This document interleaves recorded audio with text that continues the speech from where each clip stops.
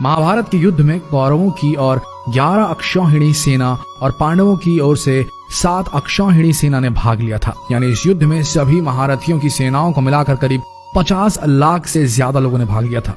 लेकिन ये अब सवाल उठता है कि इतनी विशालकाय सेना के लिए युद्ध के दौरान भोजन कौन बनाता था और कैसे ये सब प्रबंध करता रहा होगा। सबसे बड़ा सवाल यह है कि जब हर दिन हजारों लोग मारे जाते थे तो शाम का खाना किस हिसाब किताब से कैसे बनता रहा होगा। सोच कर देखिए कितना मुश्किल प्रिपोजिशन है ये। दर्शकों, आइए जानते हैं आज के इस वीडियो में वो गूढ़ रहस्य कि कैसे पोषण मिलता था महाभारत के सैनिकों को। महाभारत को सही मायने में हम विश्व का प्रथम विश्व युद्ध भी कह सकते हैं, क्योंकि उस समय शायद ही कोई ऐसा राज्य था जिसने इस युद्ध में भाग न लिया। उस काल में आर्यव्रत के समस्त राजा या तो कौरव या पांडवों के पक्ष में खड़े दिख रहे थे। हम सभी जानते हैं कि बलराम और रुक्मणी ये 2 ही व्यक्ति थे जिन्होंने इस युद्ध में भाग नहीं लिया था। किंतु एक और राज्य ऐसा था जो युद्ध क्षेत्र में होते हुए भी युद्ध से अलग था, और वो था दक्षिण का उडुपी। महाभारत में वर्णित कथा के अनुसार जब उडुपी के राजा अपनी सेना सहित कुरुक्षेत्र पहुंचे तो कौरवों और पांडवों दोनों ने उन्हें अपने पक्ष में लेने का प्रयत्न करा। लेकिन उडुपी के राजा बहुत दूरदर्शी थे।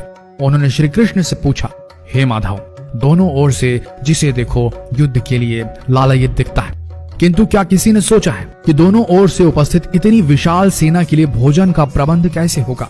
इस पर श्री कृष्ण ने कहा, महाराज, आपने बिल्कुल सही सोचा है। आपके इस बात से मुझे प्रतीत होता है कि आपके पास इसकी कोई योजना है। अगर ऐसा है तो कृपया बताएं।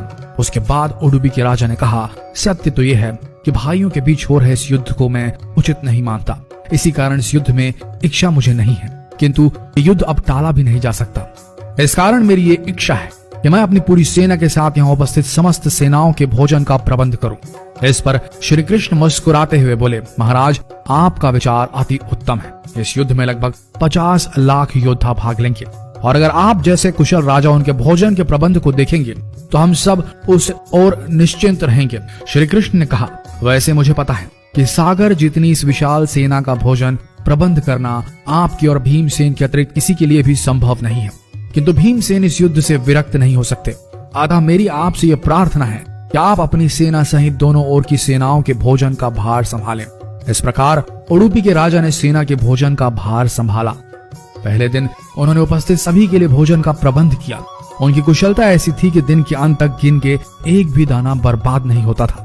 जैसे जैसे दिन बीतते गए योद्धाओं की संख्या बहुत ही कम होती गई। दोनों ओर के योद्धा ये देख के आश्चर्यचकित हो जाते थे कि हर दिन के अंत तक उडुपी नरेश केवल उतने ही लोगों के लिए भोजन बनाते थे जितने वास्तव में उपस्थित रहते थे।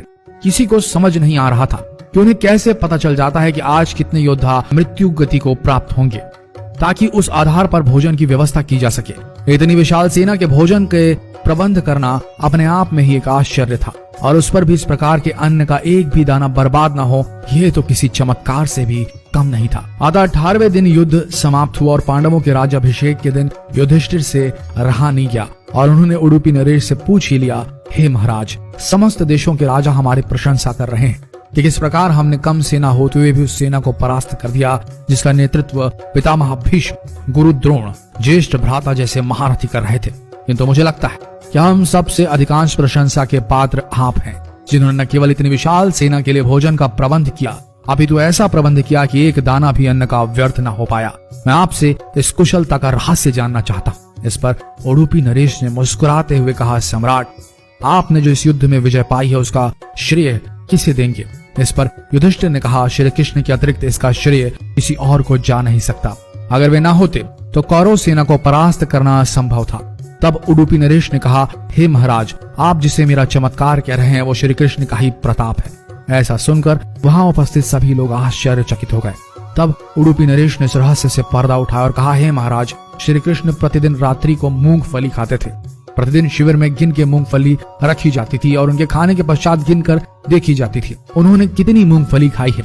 वे जितनी मूंगफली खाते थे उसके ठीक 1000 गुना सैनिक अगले दिन युद्ध में मारे जाते थे।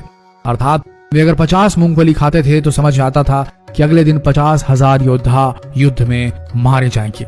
इसी अनुपात में अगले दिन भोजन कम बनाया जाता था। यही कारण था कि कभी भी भोजन व्यर्थ नहीं हुआ। श्री कृष्ण के इस चमत्कार को सुनकर सभी उनके आगे नतमस्तक हो गए। यह कथा महाभारत के सबसे दुर्लभ कथाओं में से एक है। कर्नाटक के उडुपी जिले स्थित कृष्ण मठ में यह कथा हमेशा सुनाई जाती है। ऐसा माना जाता है कि इस मठ की स्थापना उडुपी के सम्राट द्वारा ही करवाई गई थी, जिसे बाद में श्री माधव आचार्य जी ने आगे बढ़ाया। तो दर्शकों, उम्मीद करते हैं कि आज की ये प्रस्तुति पसंद आई होगी आपको और आप समझ गए होंगे कि पोषण वही सही है जिसका एक दाना भी व्यर्थ न जाए। शायद आप इस गूढ़ रहस्य को समझ गए होंगे और अगली बार अपनी थाली में खाना छोड़ने से पहले सोचेंगे जरूर। तो मिलते हैं अगले दिलचस्प वीडियो में, तब तक के लिए बने रहिए इस पेज के साथ और हो सके तो जो भी आपको लगे इस ज्ञान को जितना हो सके इस वीडियो को शेयर करें, ताकि हमारा देश पुरातन भारत जो था उससे जुड़ सके आज का आधुनिक भारत। मिलते हैं अगले दिलचस्प वीडियो में, तब तक के लिए आप सबका धन्यवाद।